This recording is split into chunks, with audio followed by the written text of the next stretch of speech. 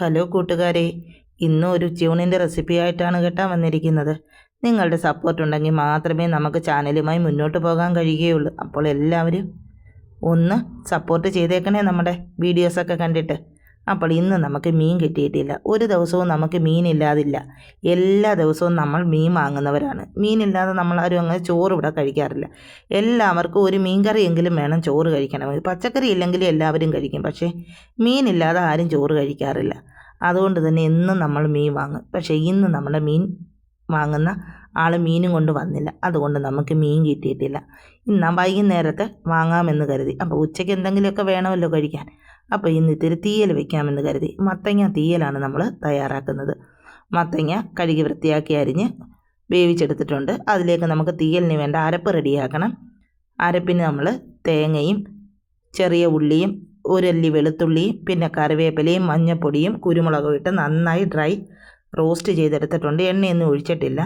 അല്ലാതെ തന്നെ പാനിലിട്ട് നമ്മൾ നന്നായിട്ട് വറുത്തെടുത്തിട്ടുണ്ട്. മൂത്ത് വന്നപ്പോഴത്തേക്ക് അതിലേക്ക് നമ്മൾ ഇത്തിരി മുളക് പൊടിയും ഗരം മസാലപ്പൊടിയും കൂടെ ചേർത്ത് കൊടുത്തിട്ടുണ്ട്.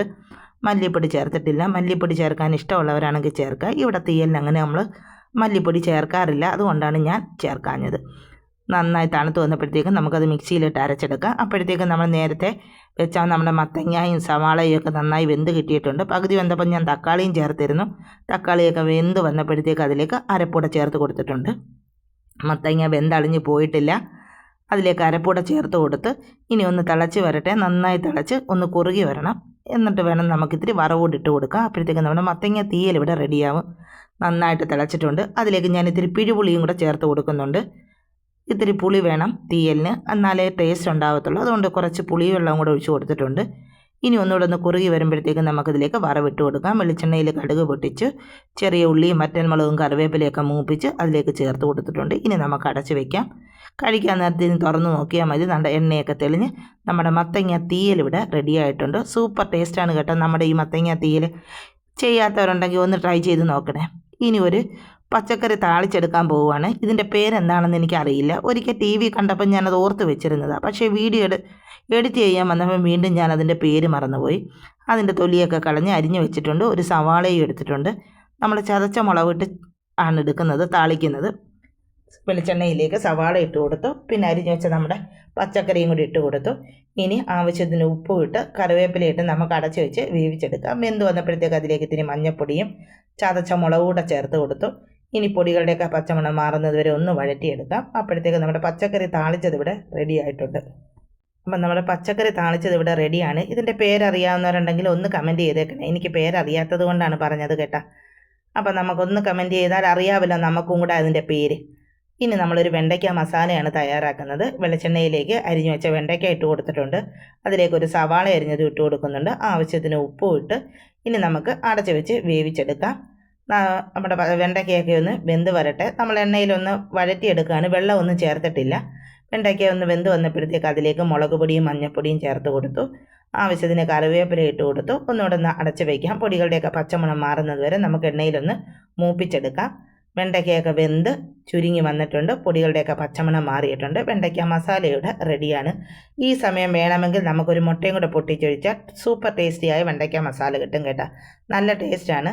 നമ്മൾ പക്ഷേ ഇന്ന് വെണ്ടയ്ക്കകത്ത് മുട്ട ചേർത്തിട്ടില്ല. വേണ്ടവർക്കൊന്ന് ചേർത്ത് നോക്കൂ, കഴിച്ച് നോക്കൂ. ഒരിക്കലെങ്കിലും അങ്ങനെ ഒരു ടേസ്റ്റ് അറിയാമല്ലോ.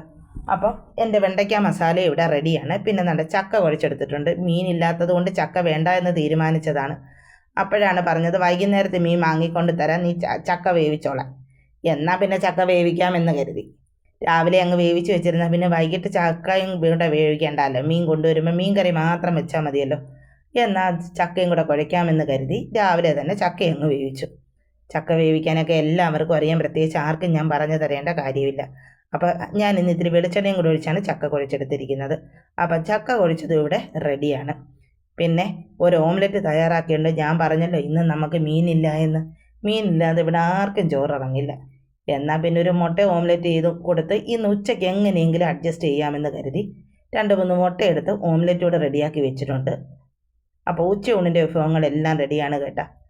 ചക്ക കുഴച്ചതും പച്ചക്കറി താളിച്ചതും വെണ്ടയ്ക്ക മസാലയും മത്തങ്ങ തീയൽ, പിന്നെ ഓംലെറ്റ്, സവാളയും പച്ചമുളകും കറിവേപ്പിലയും തേങ്ങയൊക്കെ ചേർത്ത് സൂപ്പർ ടേസ്റ്റിയായ ഒരു ഓംലെറ്റ് കൂടെ തയ്യാറാക്കി വെച്ചിട്ടുണ്ട്. അപ്പോൾ നമുക്കിനി അത് ഓരോന്നായിട്ട് പാത്രത്തിലേക്ക് വിളമ്പിയാൽ മാത്രം മതി. നമ്മുടെ ഉച്ചയൂണ് ഇനി എല്ലാവർക്കും കഴിക്കാൻ വന്നോളൂ. പച്ചക്കറി താളിച്ചതും ചക്കയും മത്തങ്ങയും വെണ്ടയ്ക്ക മസാലയും ഓംലെറ്റും, പിന്നെ പാത്രത്തിലേക്ക് ചോറിട്ടിട്ടുണ്ട്. ചോറിലേക്ക് ഞാൻ ഇത്തിരി മത്തങ്ങ ഇറശ്ശേരി അല്ലല്ല മത്തങ്ങ തീയലും കൂടെ ഒഴിച്ചു കൊടുക്കുന്നുണ്ട്. അപ്പം നമ്മുടെ ഉച്ചയൂണ് റെഡിയാണ്. അപ്പോൾ എൻ്റെ ഈ വീഡിയോ നിങ്ങൾക്ക് ഇഷ്ടമായെങ്കിൽ ലൈക്ക് ചെയ്യാനും ഷെയർ ചെയ്യാനും സബ്സ്ക്രൈബ് ചെയ്ത് സപ്പോർട്ട് ചെയ്യാനും ഒന്നും മറക്കല്ലേ. നിങ്ങളുടെ സപ്പോർട്ട് ഉണ്ടെങ്കിൽ മാത്രമേ നമുക്ക് മുന്നോട്ട് ചാനലുമായി പോകാൻ കഴിയുകയുള്ളൂ.